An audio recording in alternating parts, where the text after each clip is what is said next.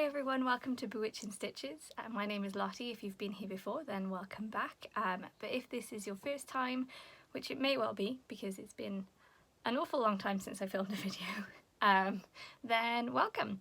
So yeah, as I said before, it's been about a year, probably a little more than a year now since I filmed my last video for my YouTube channel. So I'm so sorry. Basically a number of things caused me to stop filming, just a lack of time. My internet speed is absolutely shocking, so I'm hoping to find a way around that. If you guys know of any way of compressing videos to upload them quicker, please let me know because at the moment it currently takes me about 12 hours to upload a YouTube video which is ridiculous. So yeah, tips welcome please. So for the first video back today, I thought since it's December now, we do some festive crafting. So basically I've got a week off work this week, and I've got a massive list of Christmas related crafts that I wanted to get done. So I'm going to try and film as much as I can this week while I'm off, and yeah, just show you some of the things that I wanted to get done and have come up with basically. So yeah, today I wanted to show you some baubles that I've been making. So yeah, basically I found, when my mum was moving house earlier this year, I found a whole bunch of random craft stuff that I completely forgot that I owned, hence why it was still at my mum's house.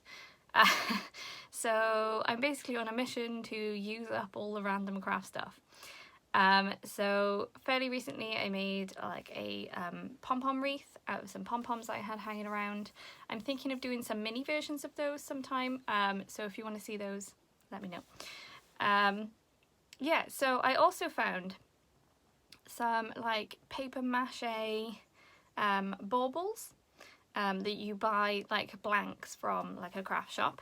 I don't remember where I got them from, it was so long ago. I just remember that they were on sale.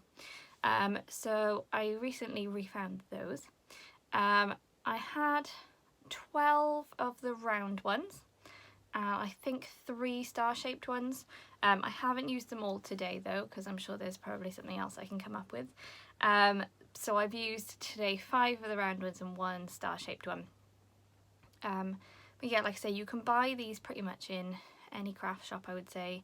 I know Hobbycraft do something really similar, if not the same, if you're in the UK. Basically they do like I say, paper mache blanks, and they're designed for you to either like stick paper on them, like decoupage basically, or anything, you can paint them, anything you can come up with really. So I decided, since I didn't have any paper or anything lying around, I would use the one thing that I do have an excess of. Surprise, surprise, that's wool. So I got some old scraps of yarn. I used some, I don't know what it was, but it was some red, like super chunky yarn I got last year, I think, or earlier this year, when I made the infamous Harry Styles cardigan for my cousin's daughter. I posted on my Instagram. If you follow me on there, you will know what I mean. And the other red yarn I used was also a scrap from that same cardigan, and it was the Hayfield Bonus Chunky. And does it have a colour? Shade was Signal Red. If you're interested in what yarn I used, to be honest, like I say, just use up your scraps, whatever matches your sort of theme. Our living room is quite, like our tree in the living room, we have like quite a rusticy, kind of crafty, handmadey vibe. Yeah, and the colours we generally go for are like red, green, maybe a bit of silver or gold. So it's fairly, oh, and some cream as well. So the reds I used just because they matched. I also, you'll see some cream yarn that I used. That is actually the first yarn I ever spun myself.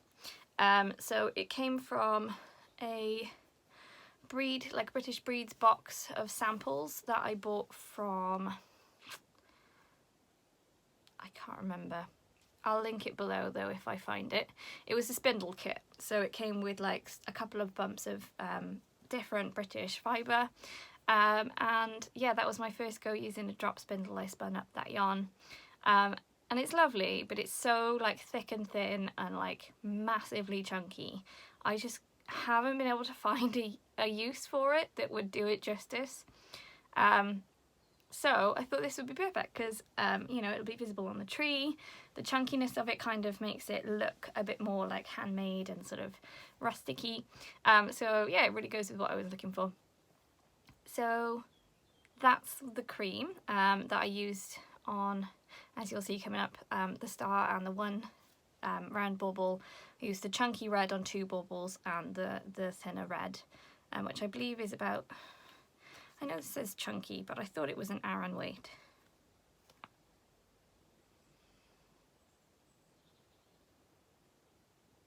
Not certain.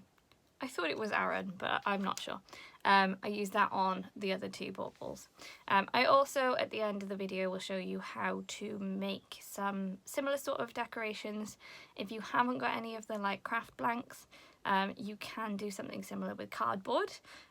They don't look quite as good if I'm being honest, but I think if you spent more time cutting out the shapes rather than what I did, which is just, you know, wing it, they could look really good too. I would recommend maybe if you're going to do those, you could cut around like, you know, like biscuit cutters, like cookie cutters, that come in different Christmassy shapes. Maybe draw around one of those on the cardboard, cut that out, and you could use that instead. I think that would look really cute. This is a fantastic craft to do with children if you've got children around this Christmas and you're looking for something to do. Just because all you really need is PVA glue. I used Mod Podge, but yeah, any PVA glue and some leftover yarn and either some craft blanks or some cardboard really. I absolutely love making usable stuff out of random stuff that's hanging around my house. So yeah, I'm hoping to do more videos like this in the future. So if you really enjoy this one, let me know. If you make any of these, please let me know. I'd love to hear about it in the comments. Or you can tag me on Instagram as well. If you do make any, tag me at Bewitching Stitches. I'll put it on the screen here so you can see. Yeah, so I would love to see if you have a go at any, but I really hope you enjoyed this video, and yeah, hopefully I'll be back soon with some more. YouTube uploading, internet permissible. Yeah, so I'll pass you to Lottie of the past to show you exactly what I did. So I started off with getting some cardboard just to protect my floor. These are the baubles themselves. As you can see, there's a pack of 6, and they're just like paper mache, and the cell one is exactly the same as well. I then have Mod Podge. The one that I have is the matte finish, but it doesn't really matter, you can use any, and a little glue spreader, and these are the yarns that I chose to use, as well as my homespun one there as well. You're going to want to make sure you give the glue a good shake, and top tip guys, do not leave the paper seal on the glue if you haven't used it for a while, because it will in fact stick to the tube.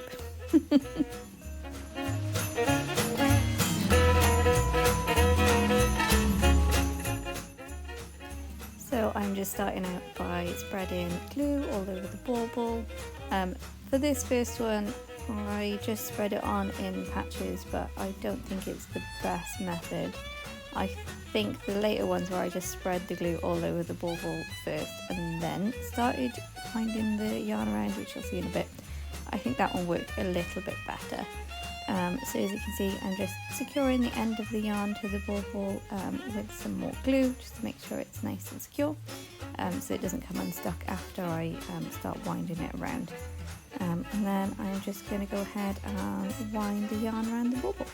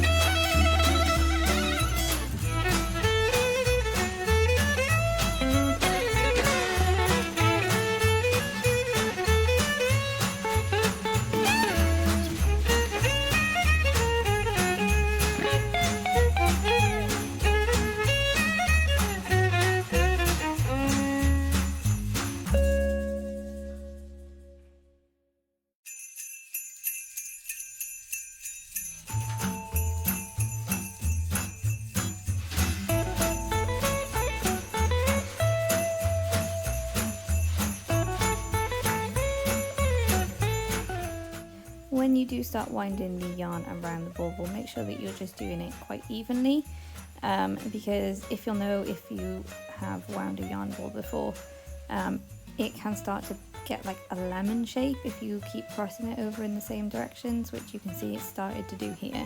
So just make sure that you're changing the directions, and you're not constantly crossing the yarn in the same position, and obviously just make sure that you're covering all the blank bits as best as you can, and also make sure that you keep checking that you haven't accidentally wound the hanger in with the yarn as well, which I did do a couple of times. You can see with this one that I am just every now and then securing the yarn down with a little spot of glue. I didn't do this with any of the later ones because it did feel quite secure, but if you are worried about it coming unstuck or anything like that, or worried that you're not winding tight enough, then it is a good idea just to use our little blob of glue just to make sure it's stuck down.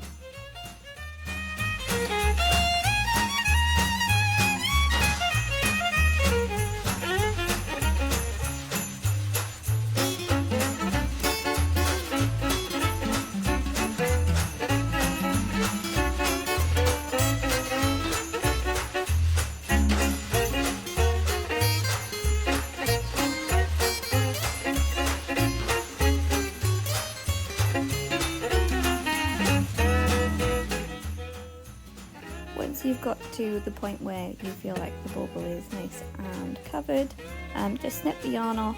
Apologies, this is slightly out of frame. My tripod fell off in between me finishing the bauble and cutting off the yarn. And then what I'm doing is just tucking the end of the yarn under a couple of the other loops and then just gluing the end down to make sure that it's nice and secure. Just because I don't fully trust the glue on the yarn on its own. And then I'm just giving it a little check over and make sure all the bits are nice and secure. And that's the first one finished.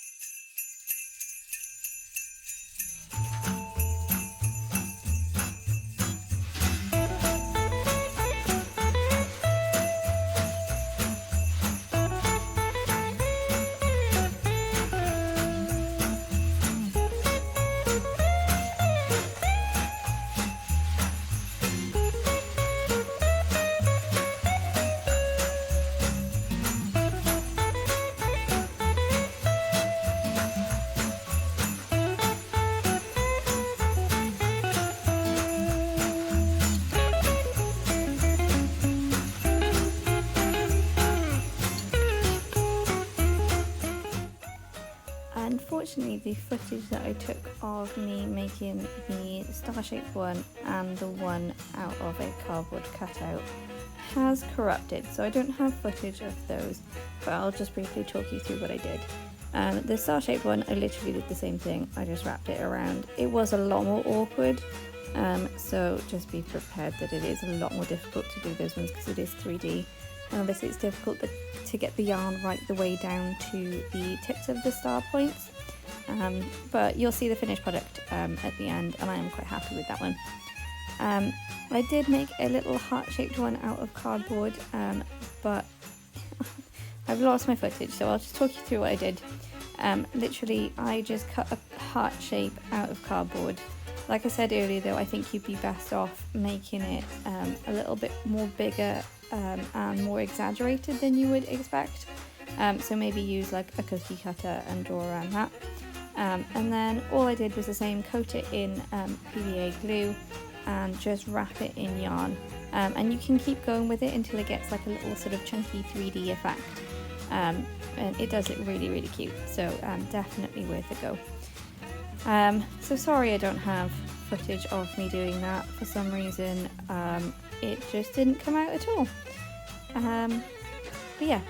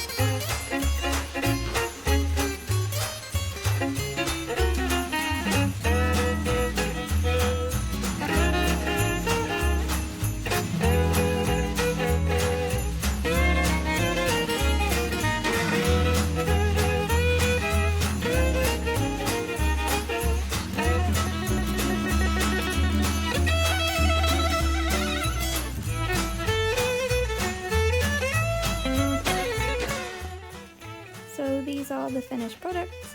You can see the cream one, the thinner red and the thicker red, and then the star-shaped one as well.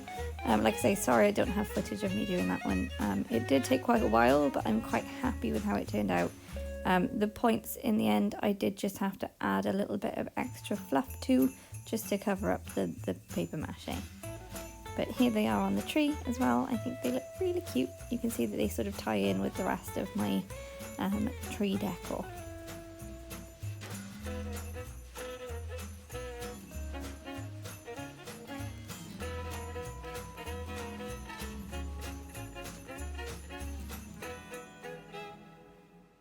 So those are the finished products, guys. I hope you really liked them as much as I do. They're up on my tree and I fully intend to be using them every year from now on because they're just so cute. And yeah, like I say, they're really like rusticy and crafty, and I think that really reflects the kind of vibe that I like. for Christmas in our living room. And obviously, you know, yarn lovers, you gotta have yarn featured all the time, right? It's a staple. Gotta let people know that come into your house that you're a yarn lover. So yeah, like I said before, tag me if you make any of these or have a go at anything similar. Yeah, and let me know in the comments if there's anything else sort of Christmas craft related that you'd like me to have a go at. Yeah, and thank you for joining me today. I'm so happy to be back, and I'll see you all soon. Much love.